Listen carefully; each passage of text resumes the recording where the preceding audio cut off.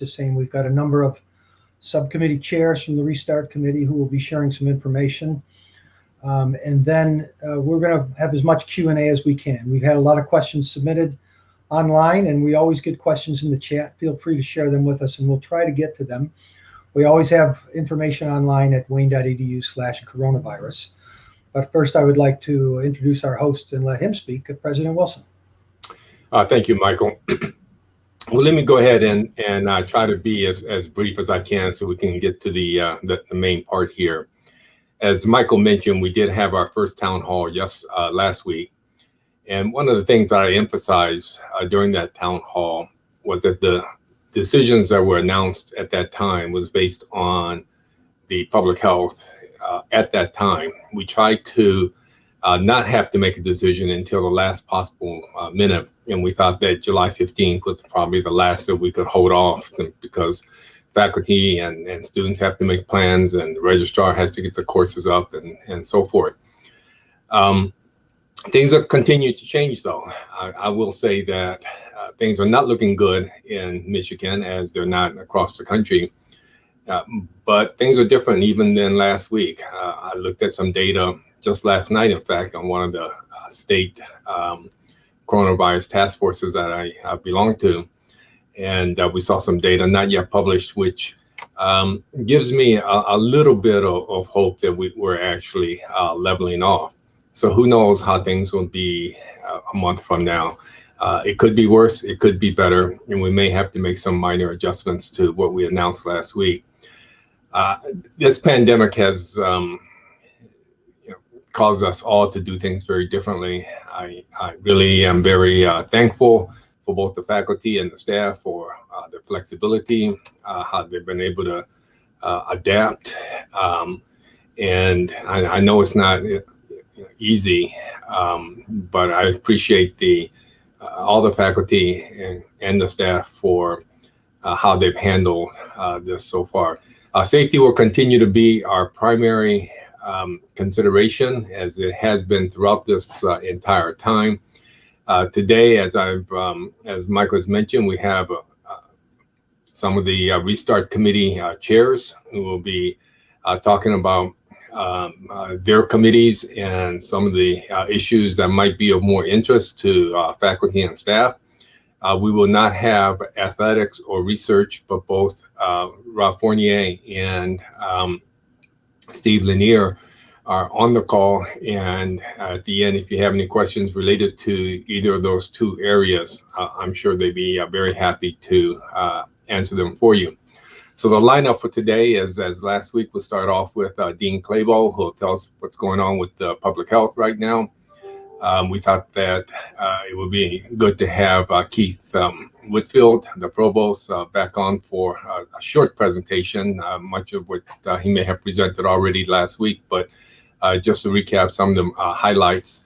And then we'll have Carolyn Hafner talk about some HR issues, Rob Davenport about facilities issues, Darren Hubbard, the Chief Information Officer, about issues related to IT. And so with that, let me just turn it over to Dean Lori Clabo. Lori? Thanks, President Wilson.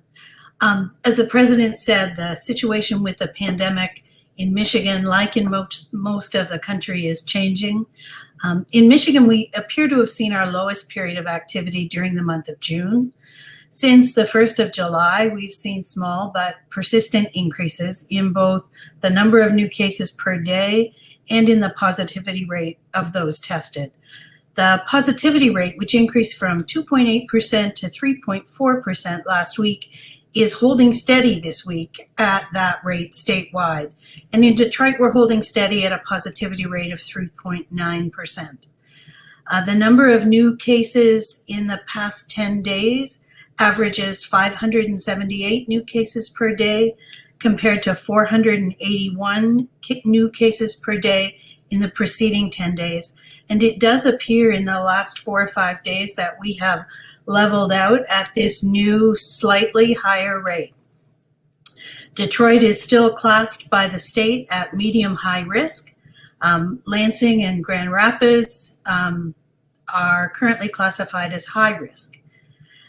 Across campus, you've already seen and heard of many of the things we're doing to promote a safe return to campus, and I'm just going to highlight a few of those today. The first is everyone needs to complete the Warrior Safe training that you can find on the Wayne Coronavirus webpage. It really presents a science-based introduction to this novel coronavirus, to its methods of transmission, to the things that you can do to protect both yourself and others. It will take less than 30 minutes of your time to complete. And when you're done, be sure to save your certificate to share with your supervisor. The next is the Campus Daily Screener, again, linked from the coronavirus webpage, described in more detail in an email you received earlier this week from the Public Health Committee. It's important to recognize that the screener really does for us two things. First, it tells you whether you are safe to be physically present on campus, or if you require further consultation with one of the nurse practitioners from the Campus Health Center before a determination can be made. And secondly, de-identified aggregate data allows the Public Health Committee to identify potential clusters long before they would otherwise be visible. It's a hugely important tool in our safe restart on campus, and I urge you to be vigilant in taking the daily screener every day. It is essential that everyone coming to campus complete the screener beginning for 48 hours before your first visit and every day you wish to be on campus. If I want to go to campus on Friday, I would need to complete the daily screener today, tomorrow, and Friday. Two questions we get asked most frequently about the daily screener. First is, if I answer yes to one of those questions, am I going to be prohibited from coming to campus? And the answer is no. The answer is that you will need further consultation with the staff of the Campus Health Center before a determination can be made. So if, for example, you click yes to domestic travel, it does not mean that you are banned from campus. It means someone's going to contact you, likely within an hour. They will ask you, where did you travel? How are you feeling? Do you have any symptoms? If you have traveled from a non-high risk zone, you will be cleared. They will reset your daily screener and you will receive a barcode that says you're safe to be on campus that day. The second is, do I really need to do it every day? And the answer to that is one word, it's yes. Next, wear a mask at any time you are in any public space on campus. Universal mask use is believed to reduce transmission by as much as 70%. Until we get a vaccine, the next best thing to a vaccine is a mask. It's really important that we all demonstrate and model for others and use for our own protection and the safety of others a minimum of a cloth face covering at all times. Next, keep a minimum of 6 feet of distance. It's really the new norm for all of us, but it is really important to make sure that you are not encroaching on other space. Keep 6 feet between you and others. Follow directional signage that you will see in some of our buildings. Pay attention to things like capacity limitations in elevators. Don't try to crowd everybody into the elevator. Wherever possible, reduce the density of people in any space. Do whatever you can do remotely. Hold meetings virtually, even if people are all in the same building. It's really important that we reduce both density and duration of our contact. And then avoid the use of shareables, things like pens, paper sign-in sheets, common coffee makers. Avoid them for the time being. We've said it so many times, but we can't say it enough. Campus safety is a shared responsibility, and we all have a role to play in keeping our campus safe. Until such time as we have a widely available, safe, and effective vaccine, the single most important thing you can do is practice social distancing. Wear a mask. Be warrior safe. And now, to give us an update on academic restart is our provost, Dr. Keith Whitfield. Thank you very much, Lori. And I just want to say, please listen to each one of those elements that she talked about. These are things that are going to be able to minimize risk of transmission across our campus as we start this restart. So I'm going to mention just a few things to you. We've been trying as a committee, the Academic Restart Committee, to communicate as much as possible. And I'd actually like to give a special shout out to the faculty and staff on that committee that have been working, because we truly have been thinking very, very hard about the academic mission of the university and how it can best be done in a safe sort of way. If you look on the COVID website, you'll actually see a set of guidelines that actually are a compilation of all of the different flyers that we've been sending out to you. And it gives you lots of great detail and great information about how you should be conducting the classes that you're running. And so just to give you a little bit of a recap, I think we're below it now, but only about 20% of our classes will actually be in person. Please do, as a faculty member, be checking and making sure that your class is appropriately listed in terms of how the registrar has it listed. Lots of students have been asking, making sure that, if they need to make accommodations to come to campus, they need to know as early as possible. So please, if you haven't lately, double check and make sure that that's accurate for the instructional method in which you plan on doing your class. One of the other things that's been asked is that, in situations, can we have meet with small groups of students? I would say if you can avoid doing that, use, and actually in person, rather use something like Zoom or Teams to be able to meet with them virtually. If you do end up meeting with them in small groups, I think that some of our best numbers are saying it should be in a room that will accommodate social distancing of 6 feet between you, and to keep the numbers 10 or less. So they should be very, very small. And hopefully these are things that really you can implement and use Zoom and distance communications to be able to communicate with those students. I do really actually have a great amount of respect and thought about the faculty who are trying to do these very interesting, unique ways to be able to make sure that you stay in contact and be engaged with your students. We get asked frequently about whether we're going to reduce tuition. And what my argument is that you all have been working very, very hard and diligent in making sure that you're offering a quality offering to our students. And so that there's not a need to reduce tuition because they're going to get the same kind of Wayne State quality education that they've always gotten. They're just going to get it in a different format. So I appreciate the dedication that you've had to that mission and being able to carry that out.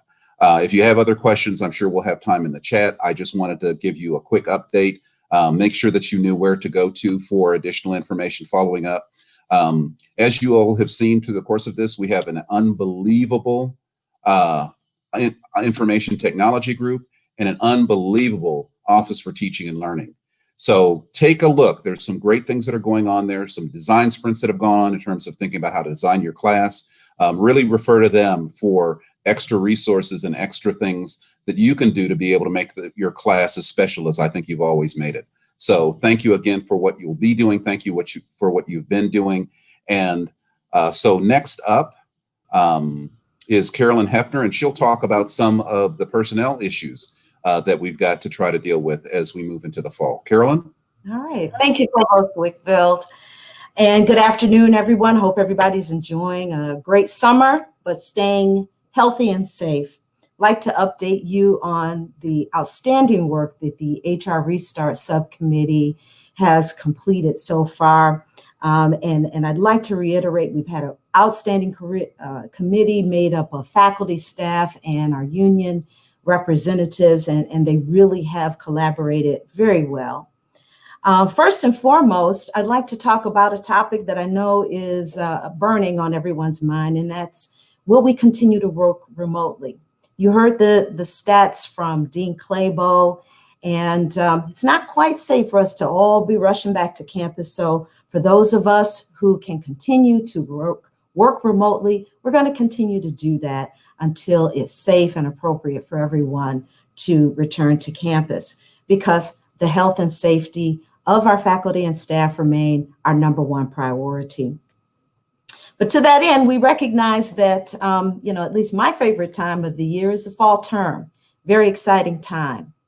And as we are planning for our fall activities, there may be some activities and operations that cannot be performed remotely or might be performed more effectively on campus to meet the needs of the department, the faculty, the staff, and the students. And so to help navigate some of that decision making, the HR Restart Subcommittee has developed the Return to Campus Guide and Checklist for unit leaders. And this is a great tool that has been designed to help leaders with the myriad of decision making that they will have to make, because we're all coming back to a whole new environment. And so we're going to be working potentially in a very blended environment. Where we may have some activities that are done remotely and some activities that are done here on campus. But those decisions will have to be made based on what work absolutely really needs to be done on campus. And then by whom and when and how often and where will there be staggered schedules? And as you can see, that list could go on and on. So the Return to Campus Guide and Checklist is designed to provide leaders with one-stop shopping. It has a number of informational tools, links, tips, and resources to help leaders to make decisions that will not only decide who's going to do what and when on a very limited basis, but also how can we continue to ensure workplace safety, as well as get our work done effectively and efficiently. It outlines a 5-step process that takes you through the thinking that you need to do, as well as the decision making. And you should have received an email today, hopefully around 2 o'clock, that shows the link on how you can access the guide. It is a downloadable, fillable document that you can customize for your specific department needs, and then share with people on your team as you plan, as you decide and finalize those plans. I want to stress to everyone that this is a tool to help you plan and help in your decision making. It's not a passport to say, everybody come on back to campus, because it's not quite safe to do that just yet. But leaders will have to decide, again, who comes back based on what work needs to be done. Has it been done effectively remotely? Can we continue to do that, etc.? As always, we in HR are here to help support you in that decision making. We've shared this tool with a number of constituent groups. And so if not your HR consultant or director or me directly, maybe your business affairs officer. So lots of information there. Please check it out. You can find it on the coronavirus website, as well as the HR coronavirus website. Secondly, we know that there's still a lot of uncertainty around childcare for those of you who have school-age children. So I also want you to know that you can find at wayne.edu/childcare-resources is an entire website that has an abundance of information about childcare resources, not only here directly on our campus, but in the metropolitan Detroit area, within the state of Michigan. Even if you have a child that has special needs, please check out this website. There's a lot of information there. And I really want to give a shout out to Dr. Laura Lee Keishley and her committee who pulled that all together for us. Thirdly, we have launched the Leading Virtually at Wayne State. It's available for leaders and employees through Academica, through Accelerate. And there are a number of webinars, facilitated webinars, books, and other resources, all on the various topics associated with leading virtually and working remotely. So please check that out.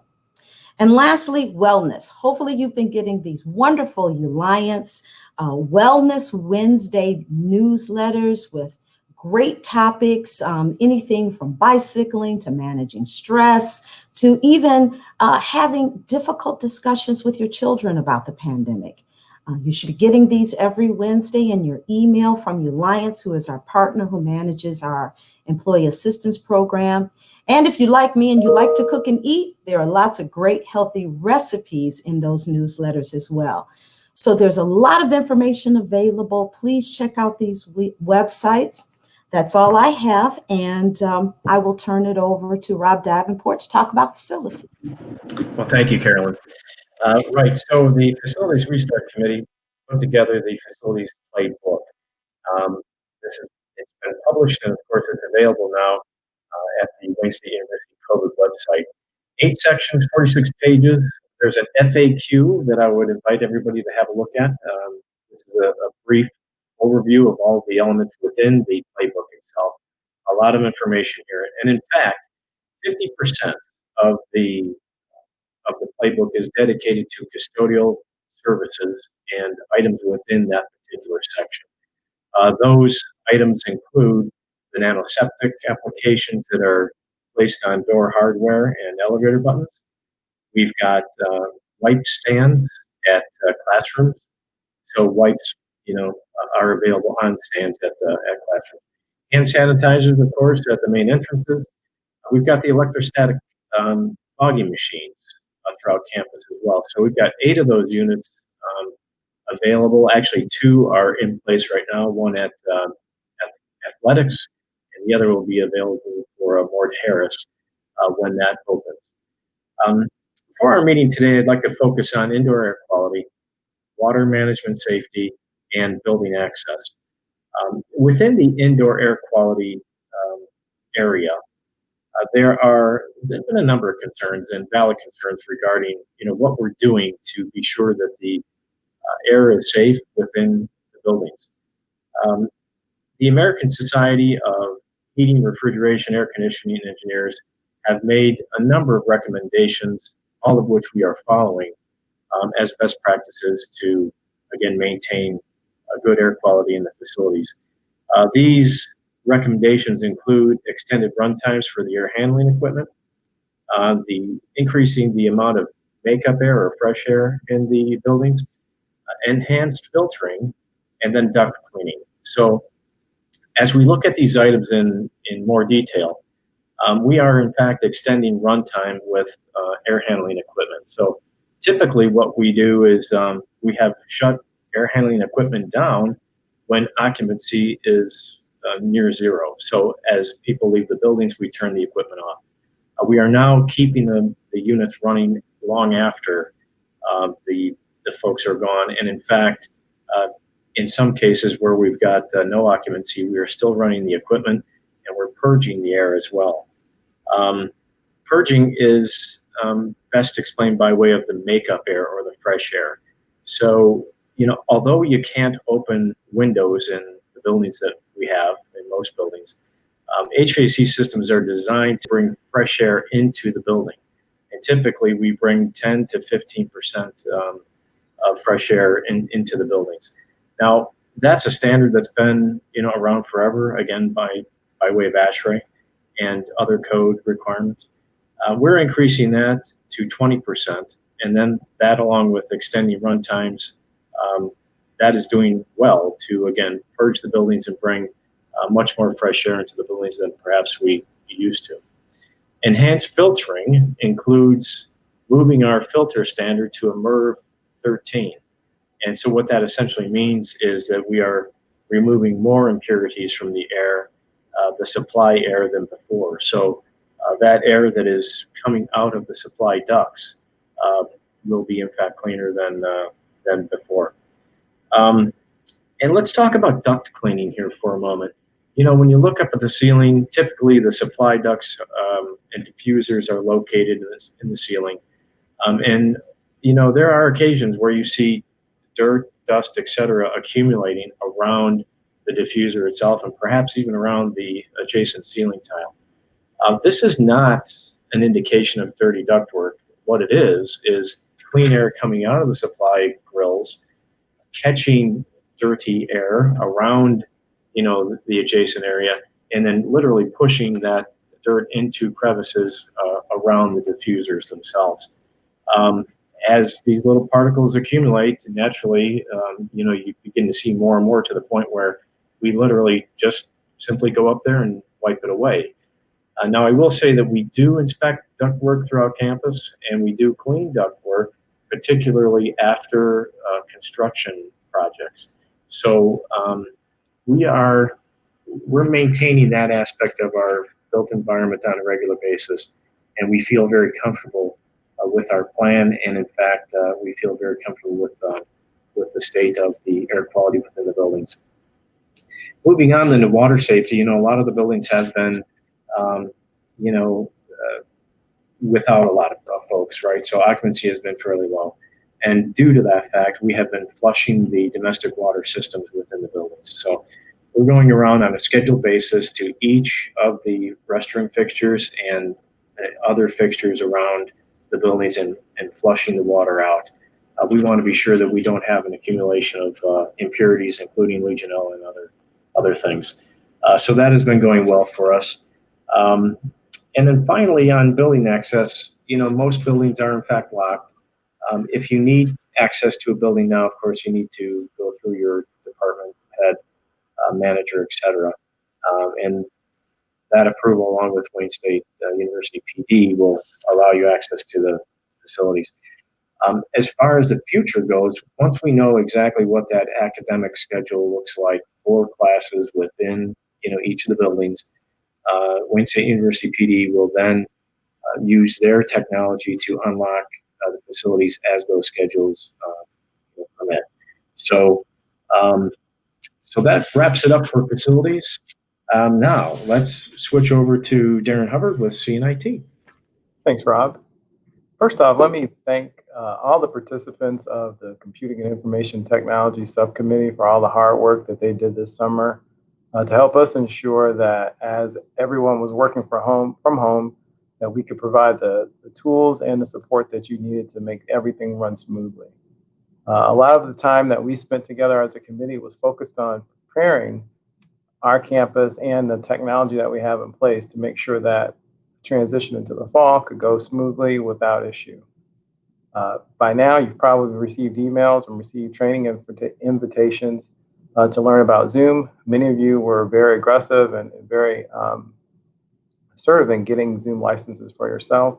The university now does have a site-wide, enterprise-wide Zoom license. And so if you have not already gotten access to it, please contact the CNIT help desk to have them help you to get onto the new enterprise-wide Zoom license. It is available for faculty, staff, and students, and it does not have a time limit for the sessions that can be used, and it allows you to create rooms and uses the most advanced learning management-like features in its presentation. In addition, we also have Teams available for folks to use for smaller meetings or group gatherings. Teams is being constantly updated by Microsoft, and so as new features are available, our tenant, our site license for Teams gets those updated pretty much immediately. So it can be used for smaller meetings or smaller class sizes as well. So those are two of the main virtual resources that we have. We also have inside of our classrooms, or as faculty may have access to, also the Echo 360 lecture capture tool set. You have the ability to do what's called personal capture, to record your lectures and then upload them into Canvas so that your students can download. Or if you will be teaching on campus this fall, we are working currently with the Registrar's Office and the Office for Teaching and Learning to ensure that once those rooms are identified, we are going to be making sure that the technology is there and available so that flexible types of presentations can be supported. Again, keep checking the websites both at the OTL or CNIT at tech.wayne.edu closer to the start of the semester to get more information about that and to get training resources. We've also placed some orders for some additional technology tools for our faculty and academic staff. Unfortunately, those tool sets, as the rest of the world tries to transition to the new normal this fall, we have experienced some delivery delays. And so as those both headsets and webcams start to come in, we're going to be in contact with all of our faculty and academic staff to start distributing those. In the meantime, if you've already got those tools and you need to use them, please do so. And as we get them in stock, we'll be able to distribute them out to folks who need them. In addition, as you have university equipment that you're using to work from home and you need support, please don't hesitate to call the CNIT Help Desk. We are available from 7:30 to 8 p.m. Monday through Friday. The phone number is 313-577-HELP. That's 313-577-4357. You can also go to the tech.wayne.edu website to search for our answers that we have in our FAQ, or to interact with the help desk there via chat. Again, I want to thank everyone who's worked so hard and so diligently to make sure that we've been able to keep the university functioning through this unprecedented time. And as we continue on to make sure that the university can both meet its teaching and research mission, I just want to let everybody know that CNIT is always here for you. We will always keep the lights on, so to speak, so that our university can continue to function. So with that, I'm going to turn it back over to Michael Wright. Thank you, Darren, and thank you to all the presenters. I've asked the president to come in real quick because the first question Carolyn touched on, but people want to know if there's any more specificity. For now, we're working from home. Do we have any timing in mind as to when we might come back to work, or when we might look at this again? Well, I would make the assumption, I would make the assumption that this is going to last for the entire year, the calendar year.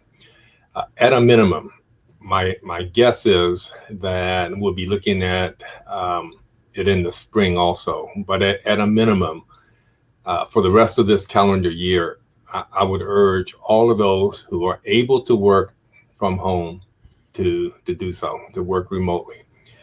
Obviously, we all have different job responsibilities, and not everyone will have that ability to do so.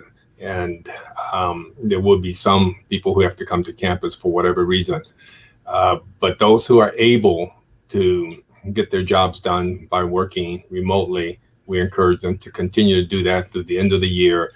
And then sometime in December, we'll see how things are and make a decision for the upcoming semester, the spring semester. Okay, thank you very much. If I could have Dean Claybo, please.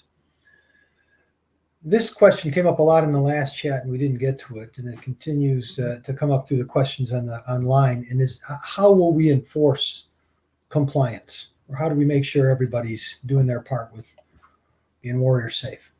Thanks, Michael. This is a really good question, and one we've given a lot of thought to over the course of the summer in the larger Restart Committee. And I think it's really important that we remember this is a learning experience for all of us, that these ways of living with social distancing and masking and directional signage is new to all of us. And so the most important thing I think we can do is use every opportunity to present a teachable moment. To be able to say to a student or a colleague, I see you forgot your mask. Here's where you can go to get a mask.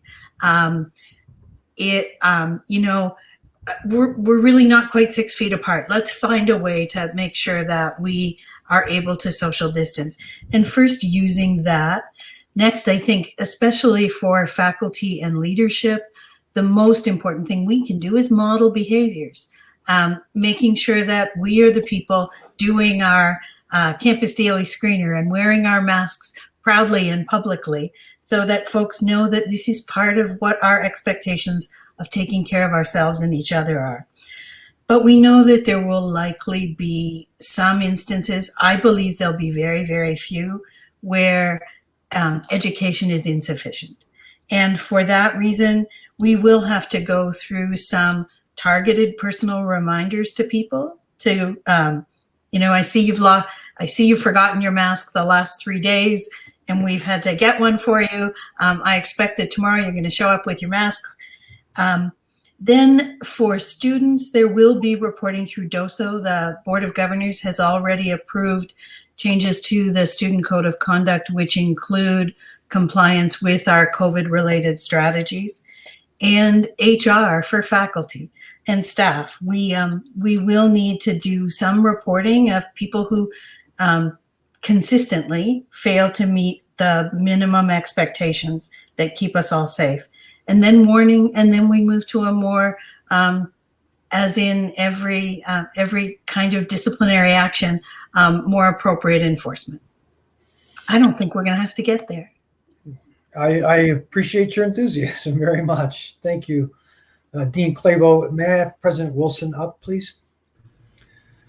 President Wilson, this question was asked, and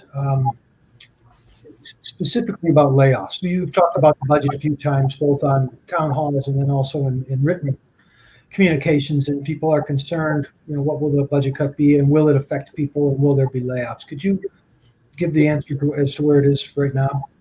Sure. So first of all, we're fortunate. We've been able to avoid layoffs thus far. We've been able to do that by taking a number of measures. First of all, we've stopped hiring except for really essential personnel.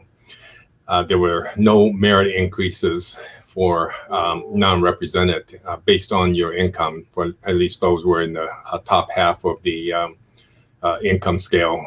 There were no merit increases. We did continue to give the merit increases for the lower pay.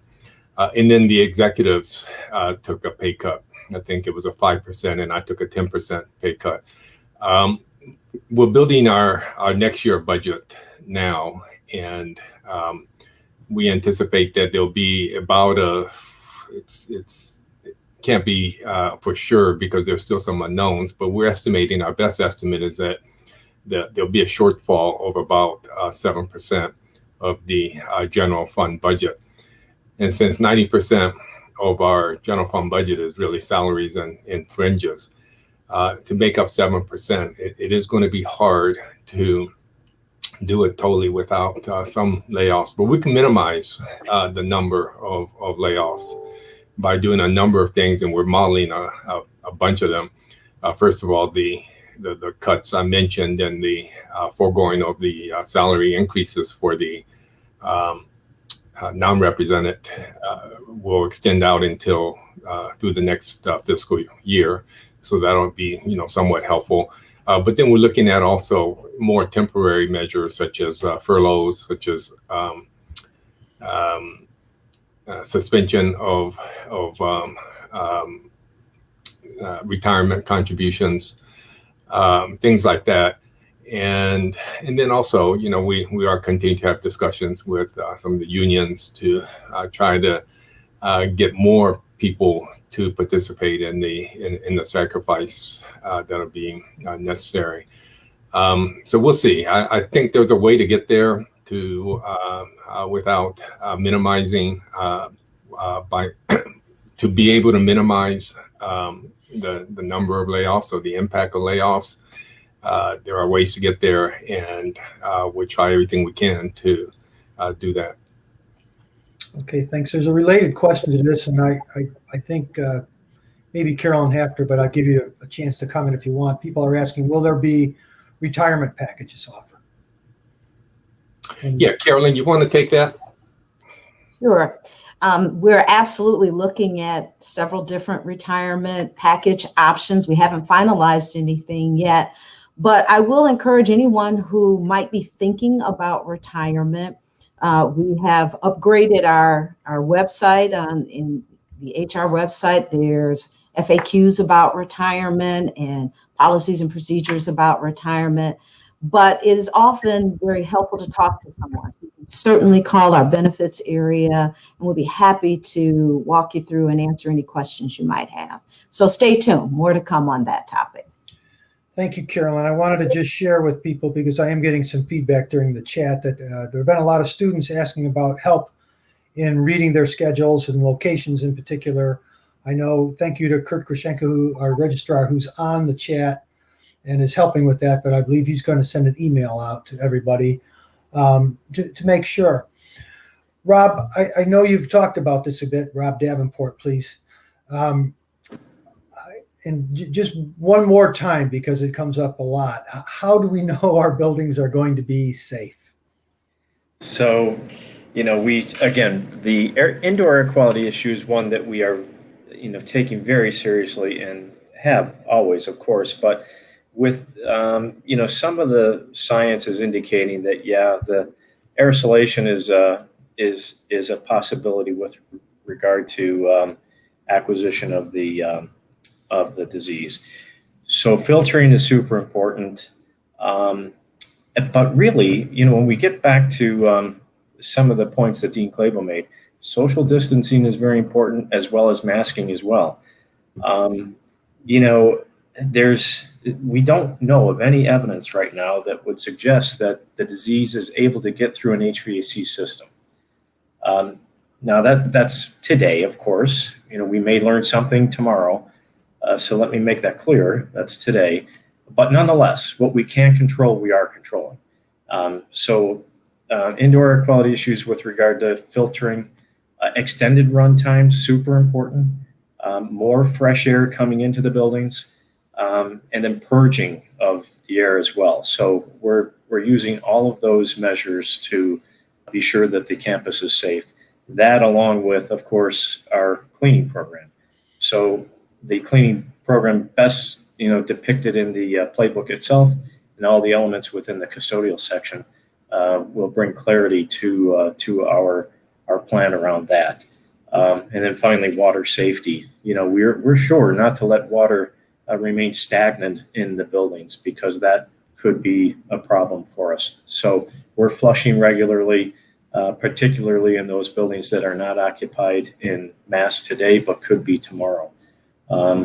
And then, of course, the rest of the HVAC plant we're running. So the cooling towers are running, and we're maintaining all of that equipment as we normally would, with a greater focus, of course, today. Okay, thanks, Rob. Stay on if you don't mind. Sure. There was a question about how do we stop visitors from entering the building? And if I can just start, normally, Wayne State is an open campus, and I would say during the pandemic, we're trying to be less open. And we're restricting people on campus to only those who have to be on campus for conducting to faculty and staff. So we'll be putting signage up on the campus to try to remind people of that.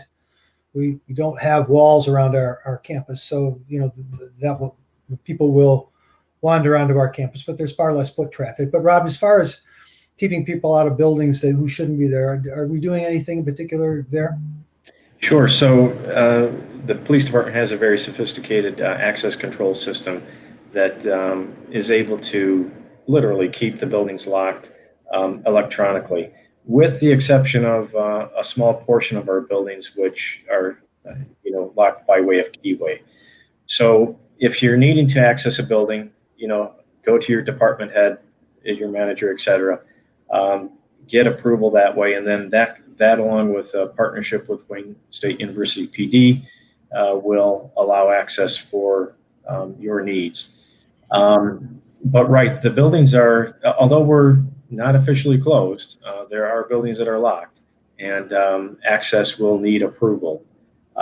Now, as I mentioned earlier, as we understand, the academic schedule and where those classes will actually be taking place, that partnership on the academic side with the PD and facilities will have a plan to be sure that those buildings are open for classroom activities. Okay, thank you very much, Rob. May I have Provost Whitfield join us for a moment? Yes, sir. You talk a little bit about hosting small groups on campus, and that question still is bouncing around, but also some faculty we've had questions about faculty potentially hosting in-person exams or final exams. Do we have a point of view on that? Sure. Actually, there is an option. I've just been communicating with Kurt, the registrar, and we are going to send one out to students, and we've probably send something out similar to the faculty as well, just to make sure that they understand, here's where you look and here's where you check that class. But there is an option where you can have it so that exams are done on campus. That needs to make sure that it's coordinated with your chair to make sure that we're in places where you can do the social distancing and be done. Most people have already done that. So if you haven't already, please make sure that you reach out to your chair. Your chair will reach out to Kurt and make sure that we have it scheduled at a time when there is a room available that will allow that distancing to be able to take place. So I think this is the struggle for the faculty, is that you have to have a good idea of when your classes are going to have those exams. So we'll make sure that we have the room available for you.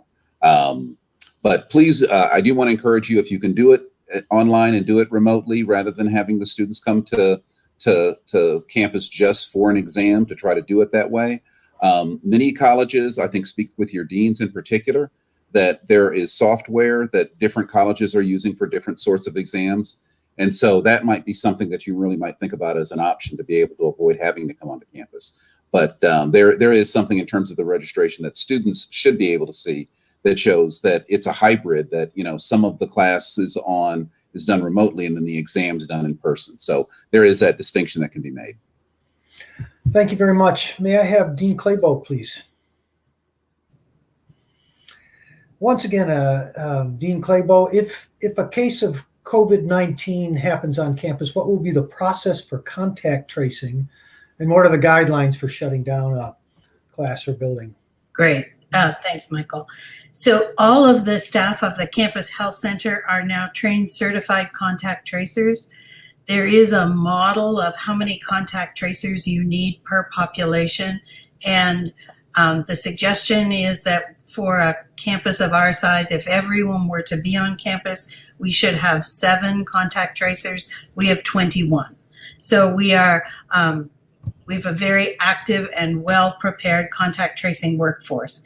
If someone is either presumptively positive and awaiting a test, or we have someone who has a positive test, the Campus Health Center staff follow the MDHHS guidelines for contact tracing, and that means contacting all of those people who have had prolonged significant exposure.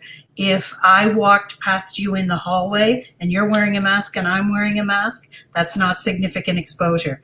If I sat 10 feet away from you all day working in a cubicle next to you, that's significant exposure.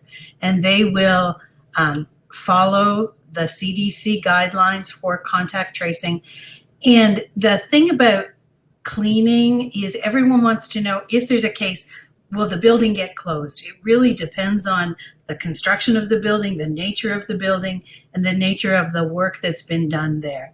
So what I can say is that we have been instructed to meet or exceed CDC guidelines in every instance, and we will do so. We will also keep the campus community aware of any increase in numbers of cases in a particular area, and we will be using that aggregate data from the Campus Daily Screener to make recommendations about whether we are able to ease up on some of our restrictions or whether we need to tighten down and become even more remote. All of our actions are going to be guided by the data. Thank you, Dean. Yeah. Steve. Hello, Steve. Hi. Steve, there was a question about whether or not researchers can have undergraduate students working in their labs. Yeah, as you many of you know, over the past 6 weeks, we've operationalized a phased resumption of research activities on site. I guess that's involved now to date about 300 labs, probably about 1,500 folks.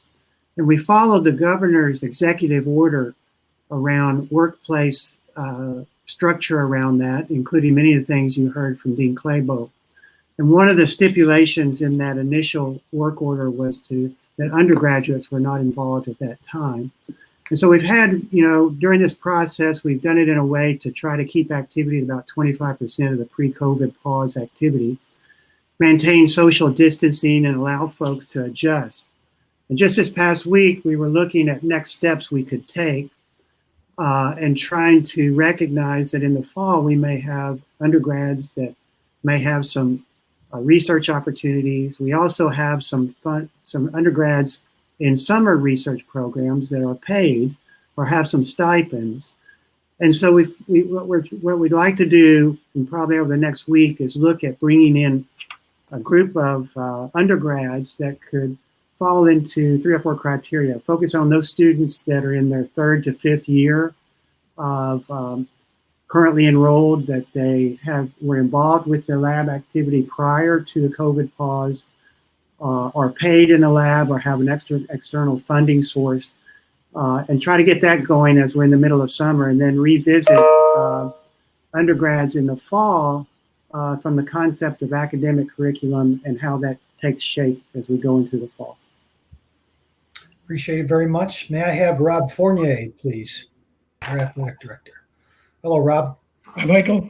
Well, there have been a number of questions over the last couple of weeks about athletics. What are we going to do with athletics in the fall, and are there any decisions or anything like that? We've worked closely with the NCAA and their team of doctors, as well as our conference members. There's a call scheduled this Friday with the presidents of the conference to look at some of the recommendations that have been made.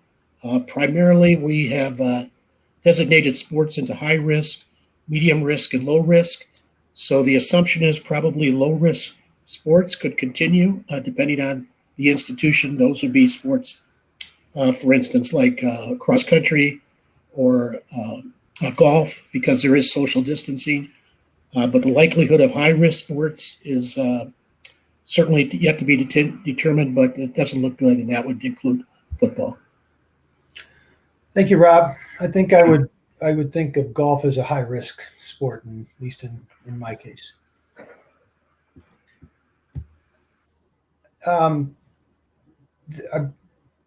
This would be for Carolyn Hafner, please. I think this is for you, Carolyn. Do you know if there'll be payment options for employees working on a reduced schedule on campus when it comes to parking?